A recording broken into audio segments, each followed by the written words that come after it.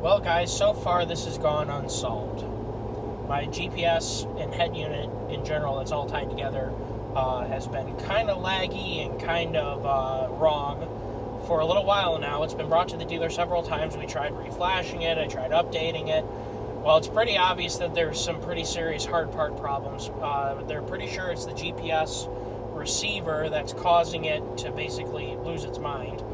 The problem is that I sometimes have a hard time, maybe if it's like overloading the processor to the point like it can't think through what else is going on, but like, here. See, it just totally trips out. You can't make it do anything. So it's not only your location is totally, see it jump. It's not only that your location is totally wrong. I'm in the Lower Peninsula right now on M68, and this thing's saying that I'm in the Upper Peninsula on M2, and I just hit the home button and it's still not going back. So we'll see how long this takes to remember what it's trying to do with itself. Oh, there we go. So now it has us back on Michigan 2, which is the road that is on the whole border of, there we go, there's the lake. That'd be the top of Lake Michigan, and Michigan 2, M2, is what runs along the whole southern border of the Upper Peninsula. Well, it's pretty convinced that that's where I am. It's running it right down the road and everything, except for I am literally up, sorry, I just missed a sign for M68. I am literally on M68 in the Lower Peninsula, which is like toward Rogers City. So yeah, it's very, very wrong. And the other problem is that I care more about is sometimes it glitches out where you can't adjust the HVAC, so your heating and cooling. The other problem is I cannot get my phone to stay hooked up to this Bluetooth or USB. It always drops it. It sometimes cranks the audio out of nowhere, so you get your ears blasted off. It's been kind of, so yeah, Akiak, look up where Akiak is. That's where I'm at. So, not the Upper Peninsula, Michigan 2. Akiak Road, right there. Okay? So, not pleased about that. Hopefully we can get that figured out. Of course, this is off warranty because even though my truck only has 56,000 miles on it, it's off of this warranty. Now, I have a secondary warranty that came with my loan for the truck, so we'll see if that covers it. It's probably going to need a whole a new head unit. Or they think they can just do the GPS module. The problem is that I didn't buy this truck for this thing to be broken. I like music. Music is a huge part of my life. I'm not pleased about not being able to listen to tunes. So yeah, not pleased about this. This is like the only major unsolved problem I've ever had with my truck. Very disappointed in that. But it's Microsoft, so, you know. The problem is you can't get anything else.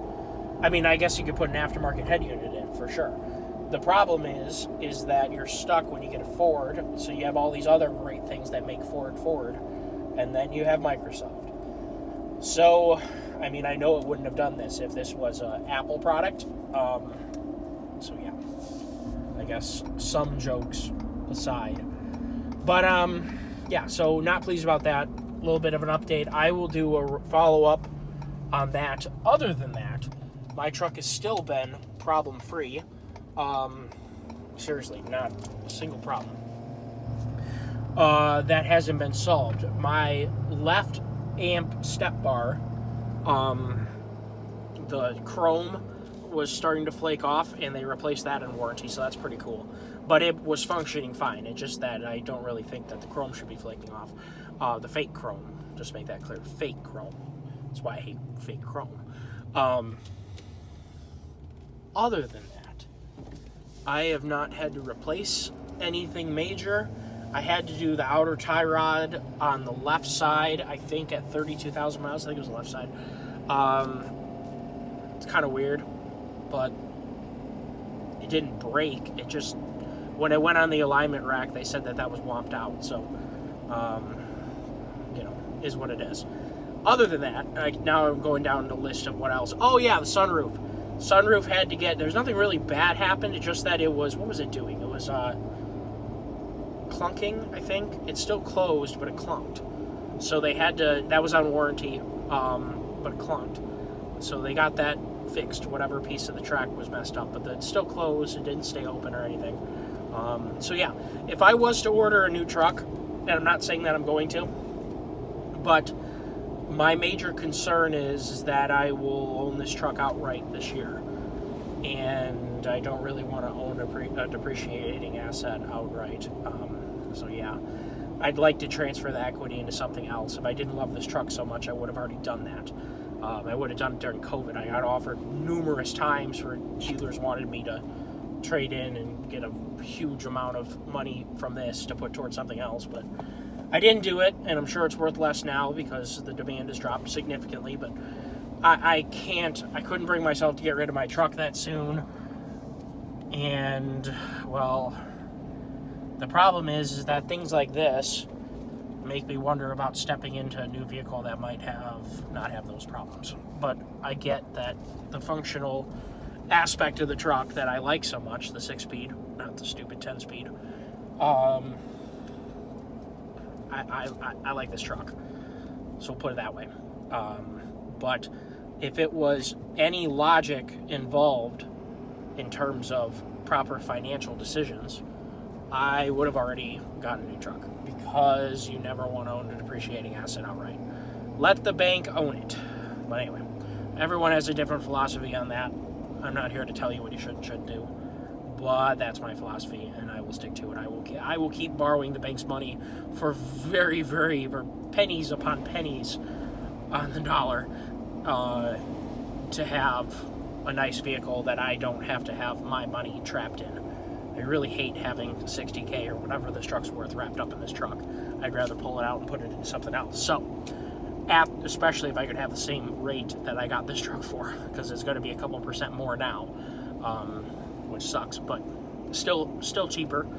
I mean, you can still use that money to make more money than you would giving it to the bank. So that's something that I would love to do, but I'm not sure if I can bring myself to do it because I love this truck. But I love music, and I probably wouldn't have even bothered or worried so much about the GPS if it didn't mean that my music wouldn't work. That really pisses me off. So, not pleased about that. But, truck's doing good. I just have a little trailer behind me, but I was also doing 6570. It's got my snowmobile on the back, and it's a little open 12x6 trailer. It's also regen several times. I will say I've noticed this truck has been regenning more often lately, because I've burned a quarter tank of DEF in just these 2 trips to the upper now, which is weird, but it corresponds with how much this truck's been regenning. So it's another weird one. I had reached some feelers out to go with an emissions intact tune from Corey Willis at PPEI. I'd looked into that. I'd looked into other methods, if you know what I mean.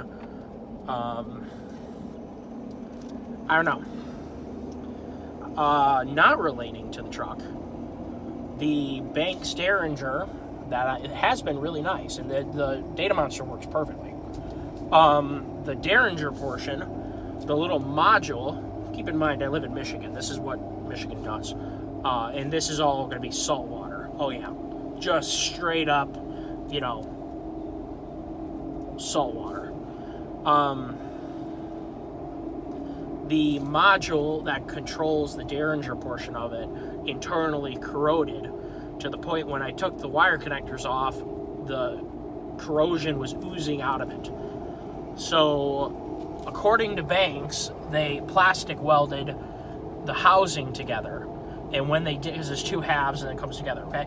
They plastic welded it, I guess, on the earlier models. And mine was an earlier model. And what happened was there would be voids in the plastic weld that were small enough for water droplets to get into. And then it would go in there and corrupt everything and rot out the connections and whatever. Well, eventually my Derringer dropped off and didn't work anymore. And then that's when I started picking around and found that. I'm like, well, that's weird. Called up them and they didn't seem surprised. They sent me out a brand new Derringer cable set, and so everything that would run the cable from this down to the Derringer, and then the new cables to run underneath the hood. I haven't put it on yet because I'm not sure if I'm going to keep using the Derringer. Like I said, I was intrigued, because I'm out of normal warranty now, so the ball's in my court. I was debating on trying the 200 horsepower or 150 horsepower, whatever Corey recommended would be the most safe for this truck, custom tune, but emissions intact, and see how that goes.